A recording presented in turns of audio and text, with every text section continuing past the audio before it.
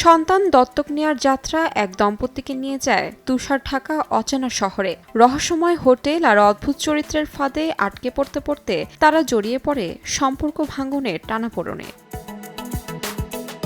দীর্ঘ ২০ বছরের নির্মাণ শেষে ব্ল্যাক কমেডি ও থ্রিলারধর্মী সিনেমা ওয়ান ব্যাটল আফটার অ্যানাদার মুক্তি পেয়েছে গত ২৬ সেপ্টেম্বর। পরিচালনা করেছেন অস্কারজয়ী নির্মাতা পল টমাস অ্যান্ডারসন।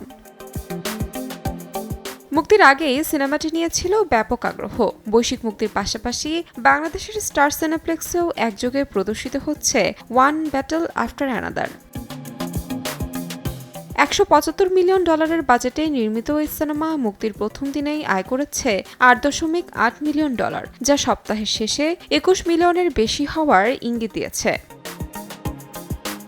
সিনেমাটির কেন্দ্রীয় চরিত্রে আছেন হলিউড সুপারস্টার লিওনার্দো ডিক্যাপ্রিও। সঙ্গে রয়েছেন শন পেন, বেনিসিও দেল তোরো ও রেজিনা হলের মতো তারকারা। তাহমিনা তন্নি, সময় সংবাদ।